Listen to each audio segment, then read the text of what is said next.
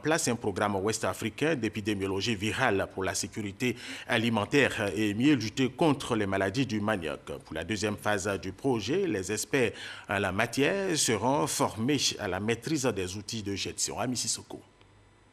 Le manioc en danger. Plus de 4 millions de tonnes en Côte d'Ivoire par an selon la FAO. Ce tubercule à la base de la tiquée et du placali pourrait voir son rendement baisser. Les feuilles et les tubercules sont détruits par la maladie de la mosaïque africaine du manioc. Les progrès dans la lutte contre cette maladie à travers le programme WAVE, le programme ouest-africain d'épidémiologie virale pour la sécurité alimentaire, ouvre la porte à la phase 2 qui prend en compte une meilleure coordination du projet. Nous prospectons partout en Côte d'Ivoire, partout au Togo, au Bénin, au Nigeria, dans tous les pays où le programme est implémenté, pour faire de la détection rapide. Si nous voyons ce virus quelque part, immédiatement nous prenons des mesures. Nous sommes des experts dans ce que nous faisons, qui est la virologie et la biotechnologie. Nous ne sommes pas des experts en finance, nous ne sommes pas des experts en management, mais nous avons besoin de ces outils pour pouvoir essayer de gérer comme il se doit ce programme.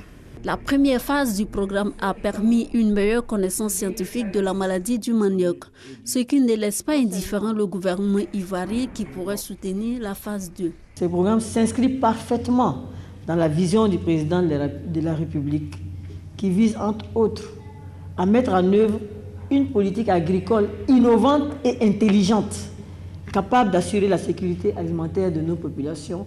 Au terme de cette formation, vous aurez les capacités requises pour concevoir le budget de vos activités, pour gérer les projets à multiples partenaires techniques et financiers. Cette expertise au plan financier vous permettra donc d'atteindre les objectifs assignés à la phase 2 du programme WAVE. Le programme WAVE est financé depuis sa première phase par la fondation Bill et Melinda Gates dans 7 pays de l'Afrique de l'Ouest et du Centre.